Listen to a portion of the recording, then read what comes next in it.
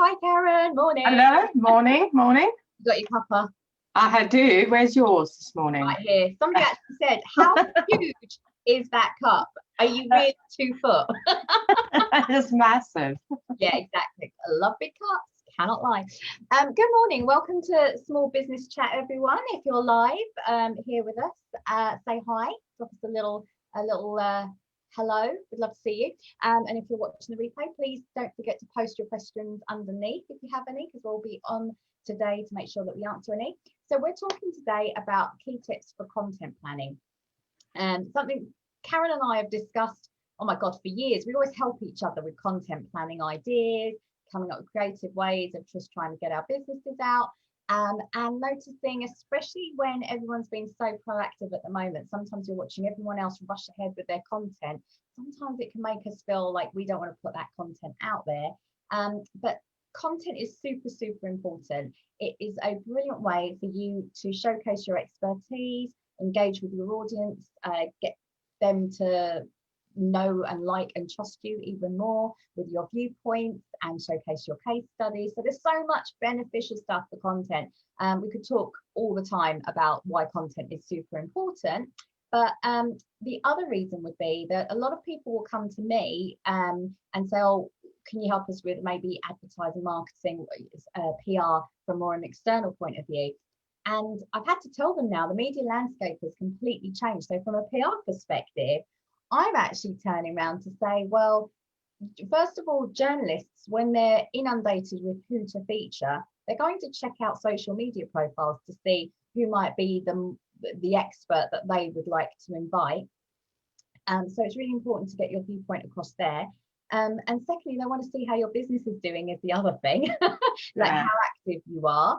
And then also, I think more importantly, for some of the wonderful, weird and wonderful clients that I get to speak to who are very disruptive and innovative and creative, you can't put them in a box. And media is very much, you have to fit in a certain column or fit with a certain title. So the creative aspect of owning and creating your own content is something that is really valuable to you if you have a particular viewpoint that you want to be able to engage with others, and that's to showcase your own creativity. So there's so much beneficial stuff out there, and more so as marketing services, and I find with coaches, we get very quiet, don't we? We get very quiet doing our own marketing. You can attest to this, can't you, Karen? Yeah, absolutely. I think I think there's a lot of times where sort of things come into it, like time is an issue, or we make excuses. I haven't got enough time. I don't know what to say. I don't know. I don't feel confident in saying it. So I think it's quite often those things that become barriers, isn't it, to doing your content? And I mean, one of the things is that you actually helped me through that, through your content marketing package, just planning ideas. I mean, because you can have lots of ideas, but then when trying to translate that into content, that's where it becomes difficult, especially when you work in your own business. And I was just going, oh, but people won't want to hear about that, sort of websites and plugins and things like that. It's sort of all this techie stuff. They'll probably find it really boring. And or, oh, should I write about sort of email marketing again? Because there's so many other people out there writing about email marketing or website stuff. So you feel like, well, am I expertise enough to do this? But I think that the one way around it, and it's also working with you on this and having put myself out there and experimenting, is that you've always got your own take on things. It's always your own point of view, isn't it? So no matter what you're doing, there's always going to be your kind of version, your way of doing it, and your audience will be attracted to that. They might not be attracted to some of the, the big sort of people out there, the people like following people like Mary Smith, or who's one of your favorites? Gary Vaynerchuk. Yeah, Gary Vaynerchuk, that's my favorite. He talks about content. But he's very loud. Like I find some people, I call him Marmite. I love him. I honestly, I think he cuts through half the BS and just says it how it is. Like, it's so true. I term and I think onto your point of mindset, but also responsibility. And that sounds very heavy, but as a business owner, it is your responsibility to get your services, your value out there to help someone. And I think that he's just very much get over yourself. Really, just get over yourself. And I mean, you talk about time, but actually, I feel like all of those barriers that you put under time were actually mindset. Yeah. So I would put mindset is one, definitely. We will have a confidence, or perhaps we might feel overwhelmed as to what we should be doing, and lack of confidence as to what we should be saying, how we should be saying it. I always find it drills down to that, and that is really important. I'm finding that more and more as business owners, because we've got so much to do. There are so many areas that our attention needs to be focused on, that this is yet another thing. And I feel that time is a very important one that you mentioned, because the question should be, you know, are we spending too much time in our business and not enough time on our business? And where you mentioned about the show, I found this, I have to now block out time. I have to block out time to get things done. And I would never have afforded myself that if I didn't have something regular that I had to show up for. So when it comes to time, I would also say make that something that's accountable for sure. And I think, putting it in your diary every day, setting a certain time, or speaking to someone like you. I mean, that's, I think, what sort of kickstarted it for me, wasn't it? It was like, actually, I'm not going to do this until someone tells me that I must do it. In all fairness, I've got to be honest. I never expected part of my role would be content planning. Like, I never would have said, oh, content planning will be a service that I offer. And the only reason why I feel that we can talk about it on this subject quite confidently is because I think it's part down to the storytelling of PR. Like, I think, and again, it's having that third party person. You don't have to hire someone necessarily. And I'm going to share some resources as well. But I do the sessions where we sit down, and by the end of it, you've got 3 months of worth of content. You've got some ideas, you know, at least once a week, you know, what your main piece of content might be, or what the feature content might be, and where we could pepper that through. But that's like a little package. But it just means that if you are someone that is not moving forward and you need someone to do it, that's an option. But actually, no, definitely, I think it's really helpful, because it just, you know, it gives you something to start with, and once you start doing it, I think then it becomes easier and easier. I would recommend, you're absolutely right, I would recommend that you set aside every quarter. That's what I like doing, so that you're not caught on the back end. Because again, with time, one of the things that we've definitely learned is that you cannot do things like, especially if you're going to write post schedule. I noticed that it won't get done. If it's something like a live and you have to jump on and you know it's your subject, you know, backwards, then it's easier for you to jump on the live. So if you commit to doing that, that might be a better option, or a little video. That might be a much more easier and relaxed option for you to do, if you could do that, if lives are your thing. If you're somebody that needs to communicate in a different way, maybe blogs or videos which needs more preparation, then definitely planning. That is my top tip. Would say, right, okay, where are you going to look at your diary and go, right, where are the dates where I'm going to plan this out, maybe for the quarter or maybe for the month ahead. And then the other thing that I would say in terms of content, so everything must have strategy behind it. I will say this until I'm blue in the face. We talk a lot about branding. We talk a lot about your mission, your purpose, your values.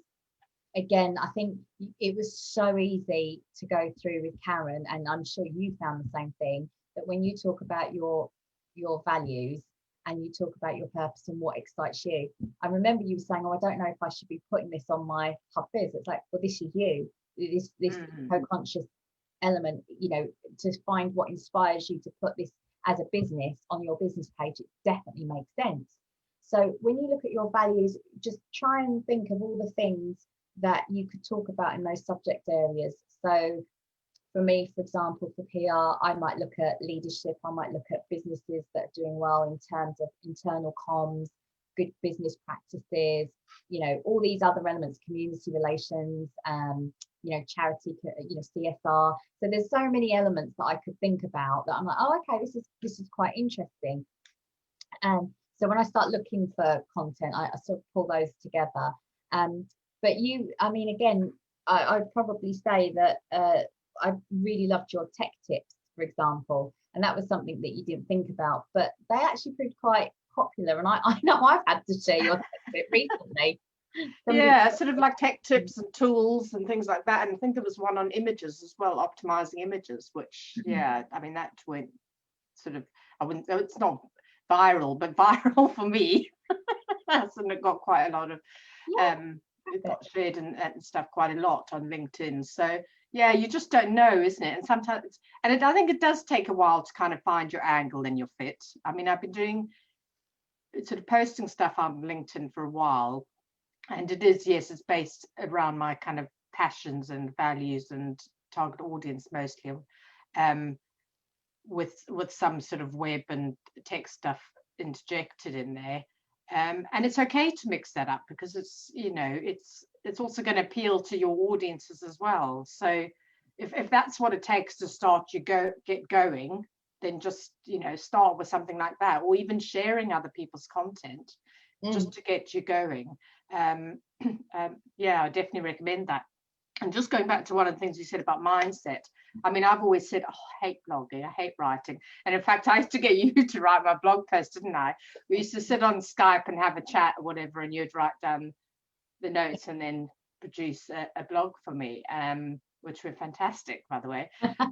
And I used to always say that I didn't know what to write about. And then I would write a post on, say, Facebook or something, and it was like a blog. It was a blog. So it's all in the mind, you know what I mean? It's just, it's that, again, it's that barrier thing. And the same with video. Oh, I can't do it. Oh, no, I'd be no good on video, and I don't want to get on. And, you know, maybe I'm still not very good on video, but you and I forced ourselves to get on and do these shows.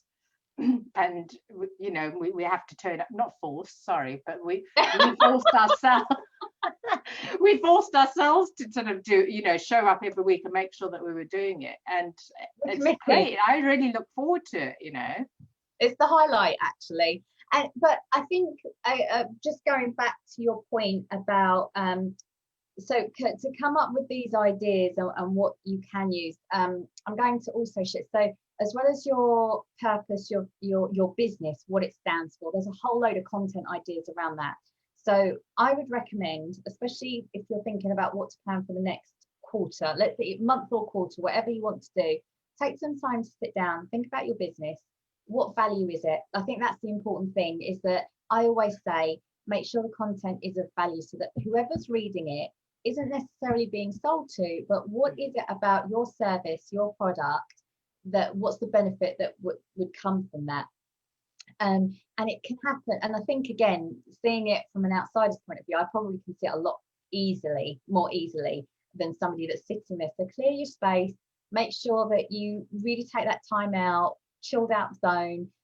You know, when you can, go back out for a coffee. I used to love sitting in coffee shops. I used to love sitting in galleries and stuff like that, and just jotting down some ideas.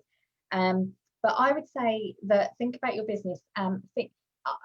Janet Murray does this brilliantly. She actually takes the calendar every quarter and she goes, what is happening both in my business and around my business? And this is such a true point, because actually, if you can't talk about what is happening in your business, you don't have a business.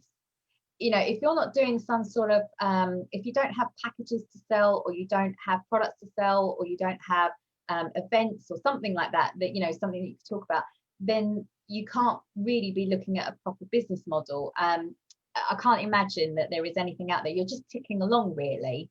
And there's always something, like you can look externally at what national days there are. You can look externally at what industry days there are. You can look at, you know, look at seasonal things as well. Seasonal, yeah. So you put that in your calendar first.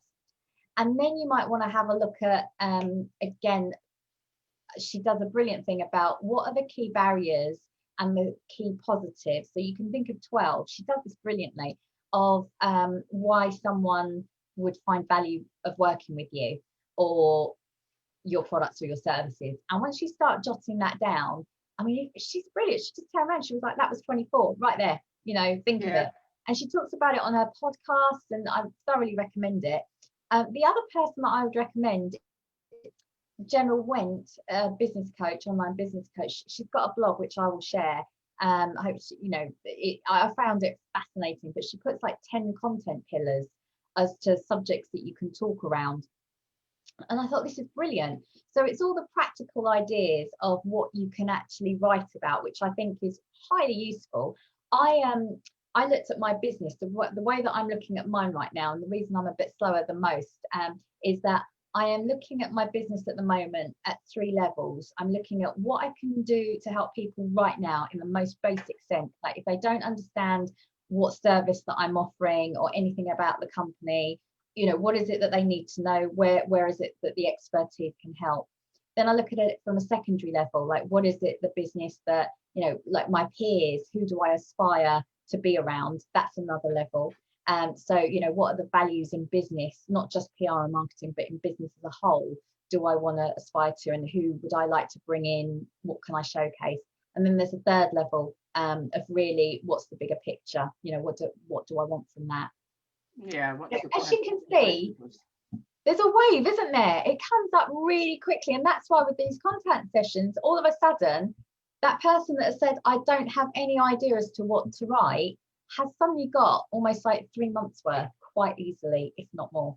Yeah, no, definitely. I think it just helps to kind of break it down and sort of and look at it like that, because I think a lot of it is these kind of, you know, mindset barriers, obviously, that's stopping you from doing it.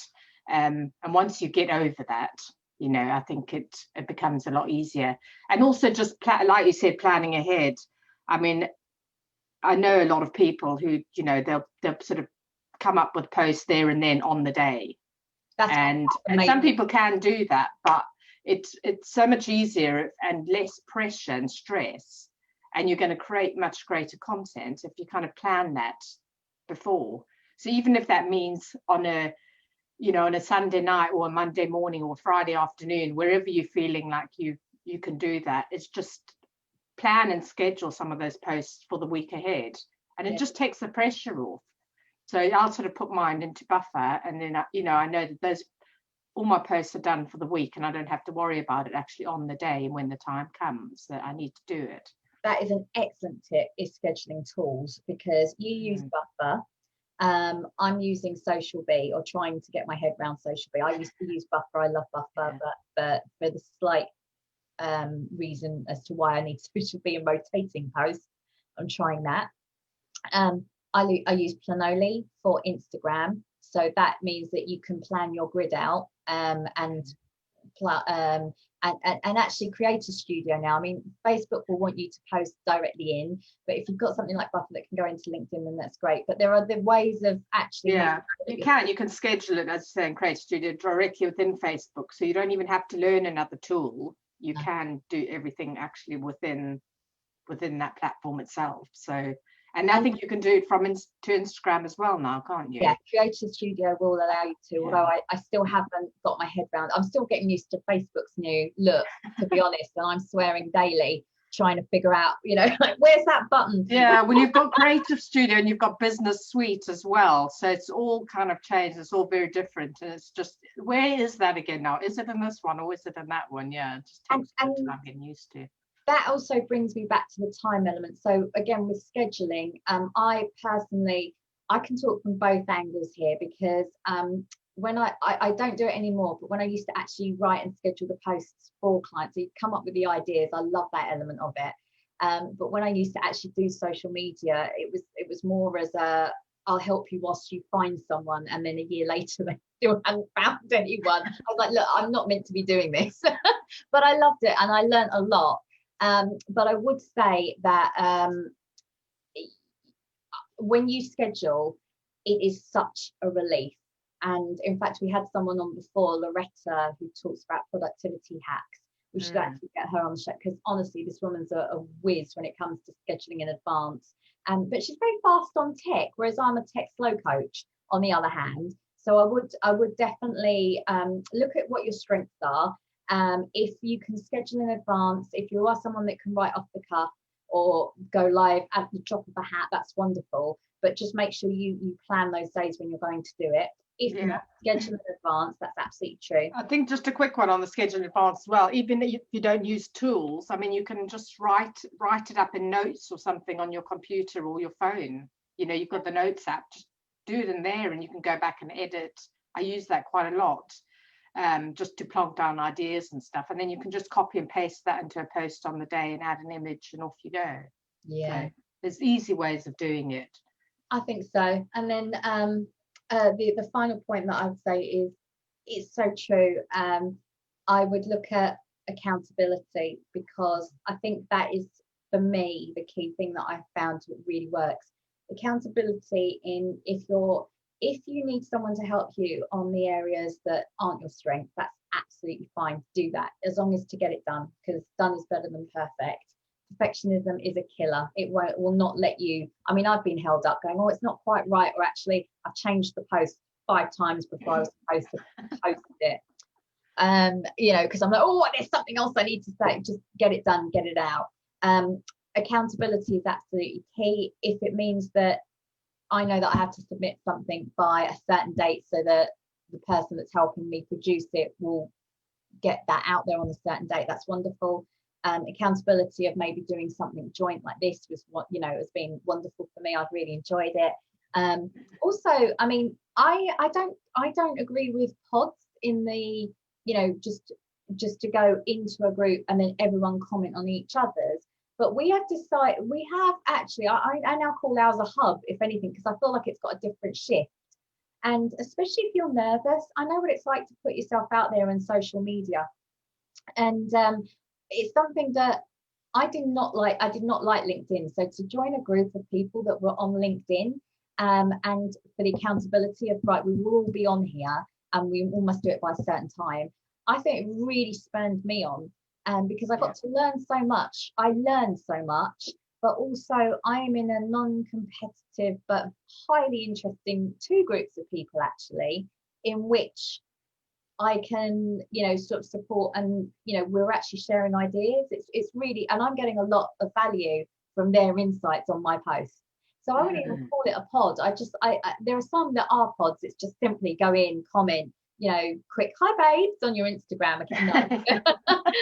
Or you tag them in or something like that and kind of force them to comment. Yeah, and something I'm truly thankful for this year, actually, because that's really changed my perception of it. So the accountability there is key.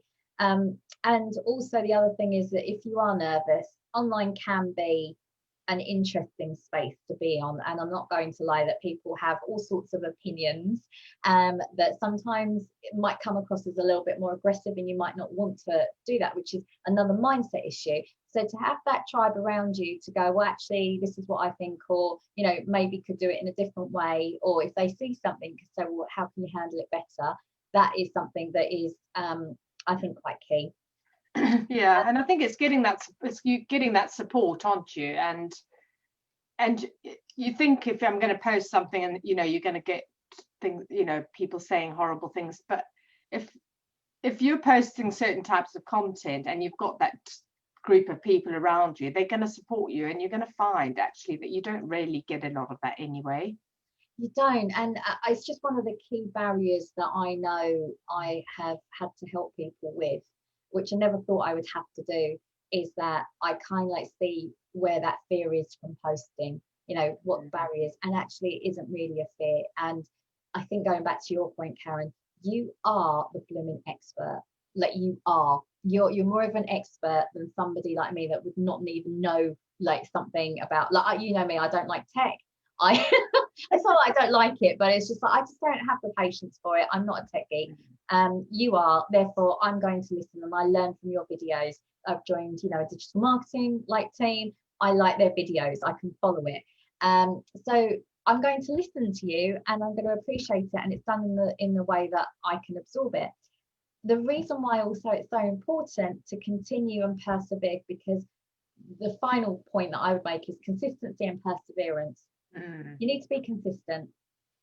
that means posting once to 3 times a week for sure. I mean, I wouldn't even say once. I think ideally on any channel it should be 3 times a week ideally. But even if you're posting once, like say on LinkedIn, there might be a week where I only post on once, but I'm commenting so much that people can see my activity. So it's not as if I'm dead quiet or I've just jumped off the face of the earth. But consistency is key. Look at what timings, like that's why the analytics is super, super important for your content. When is it that people are active? I know that on Instagram, 6 o'clock in the evening is when my audience is active on Instagram. So I should be posting then. I also have to leave space for engagement. You can't just post your content and not engage with it. That's the other thing. You know, if somebody's taken the time to post and please post back, that was a really good point. Yeah, I only heard that from somebody else yesterday, funny enough, and I was like, well said, more people should hear that. And then secondly, I would say is persevere. When we talked about small business chat, I said to Karen, we might not even get anyone for like a year. Just think about, and Gary Vaynerchuk said that he did that for a year solidly, and he said it was his mum and dad that was pretty much listening to him. But something turned. Something always turns with consistency, because you're honing your craft, you're improving your presentation skills or your writing skills or your video skills, whatever it may be. You are practicing. Go ahead, just practice. Have fun with it. You know, yeah. Well, especially as you say, you've got room to make mistakes and everything, because there's not many people watching when you first start out. So yeah, just go for it. Is that the get over yourself part again? Yeah. But it's so true. There's, I think, where we do sit there and there's so much fear, like, oh, once it's out there. But you know, you can always say, I'm sorry, I got that wrong. Like, that's not a bad thing. Yeah, exactly. Something was terrible. It's not the end of the world.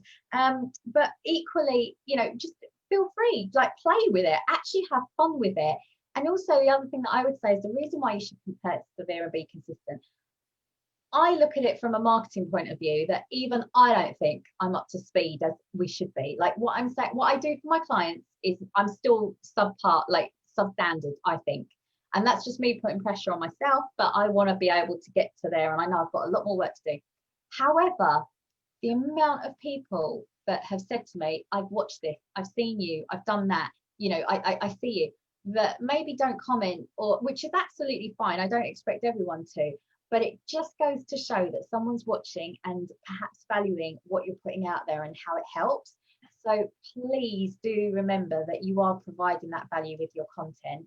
Yeah, they call it the dark something, or the ghost posts or something like that, is it? Ghosters, lurkers. I'm not too sure, but yeah, it's sort of people who are, because I've had that before as well. Oh, I see your stuff. It's like, really? I had no idea, because I haven't sort of liked or commented or shared it or anything. So there are definitely people out there watching. And then also, just my very, very final point, somebody was talking about this, actually, it's a really good prompt. Janet Murray talks about, and actually I went to one of her events, I kind of missed them this year actually, and that's my time of the year where I sit down and I start planning, going, well, what could I be doing, or what should I be doing, or what platform should I learn a lot. And there's a lovely lady called Amy, I think it's Content 10. She talks about the art of repurposing, and we're all very busy. So it's like, what's the macro piece of content that you could have? I'll send a link to her as well, I must do that. But it's what's the macro piece of content, the one key piece of content that week?